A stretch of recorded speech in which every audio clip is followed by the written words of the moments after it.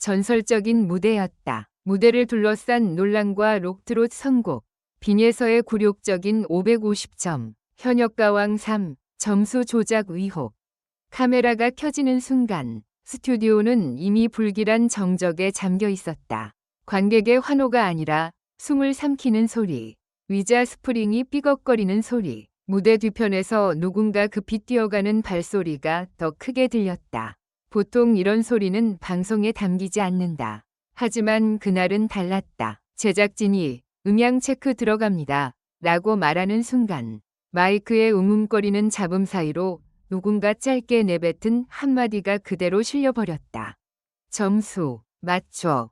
순간 스튜디오 전체가 얼어붙었다. 그 소리는 명확하지 않았다. 누구의 목소리인지도 확실치 않았다. 하지만 그 짧은 문장 하나가 이후 벌어질 모든 사태의 예고편처럼 느껴졌다.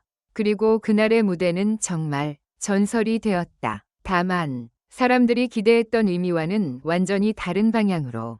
무대 위로 조명이 떨어졌다. 현역가왕 3위 생방송 파이널.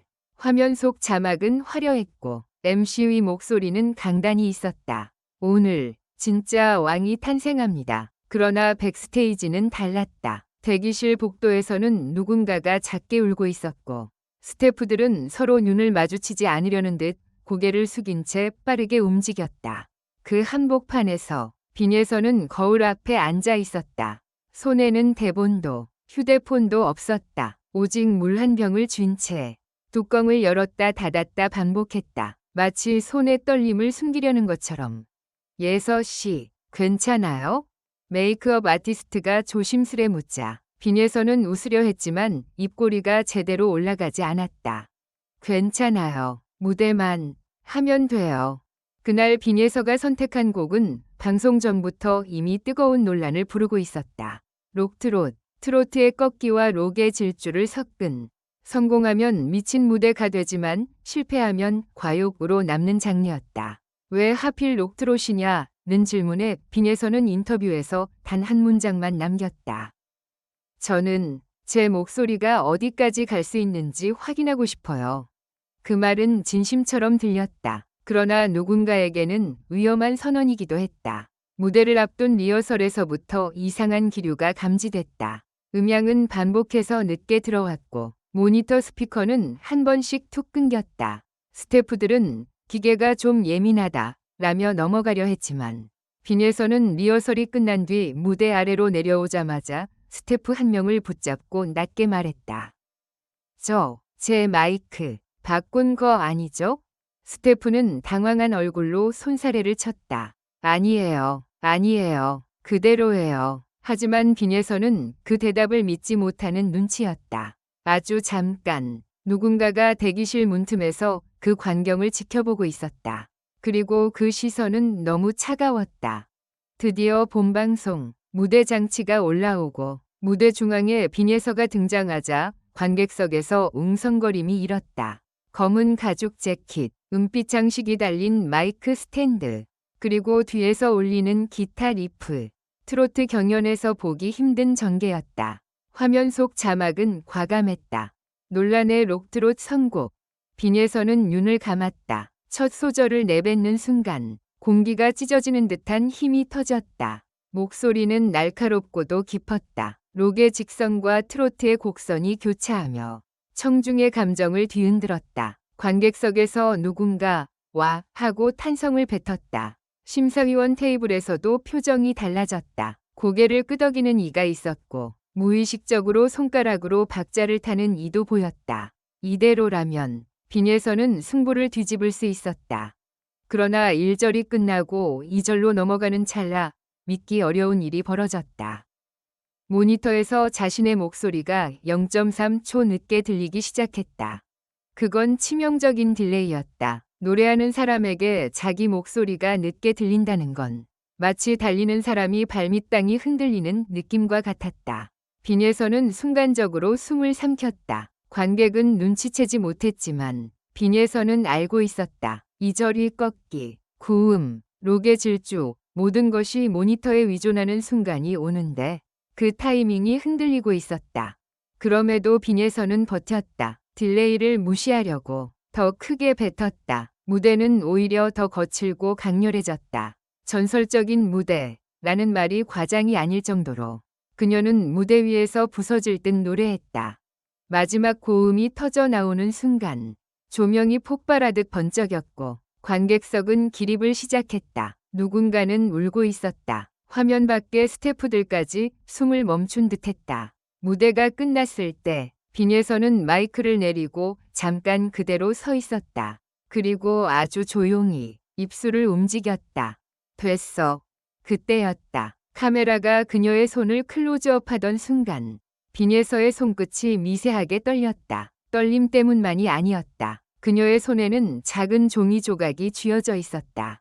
누구도 눈치채지 못했을 것이다. 하지만 HD 화면은 냉정했다. 종이 조각에는 희미하게 숫자 같은 것이 적혀 있었다. 550. 그 숫자가 무엇인지 아무도 설명하지 않았다. 심지어 빈에서조차 그 종이를 그대로 쥔 채 무대 뒤로 들어갔다. 그리고 몇 분 후 점수 발표가 시작됐다. 숨막히는 침묵. MC가 긴장된 미소로 봉투를 열었다.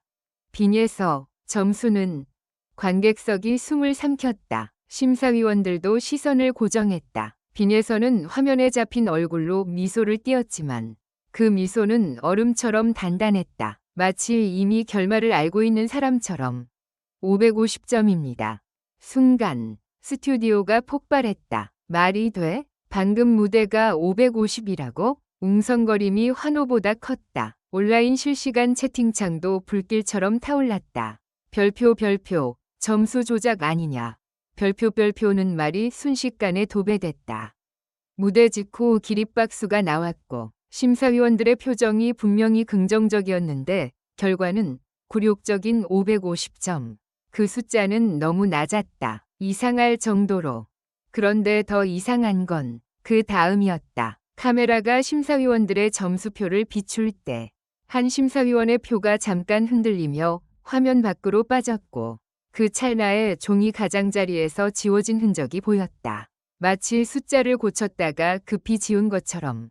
제작진은 곧바로 화면을 전환했지만 이미 늦었다. 시청자들은 캡처를 떠서 퍼나르기 시작했다.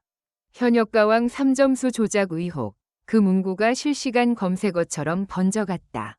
백스테이지에서 빈에서는 물 한 모금을 마셨다. 그런데 그때 그녀의 매니저가 급하게 달려와 속삭였다.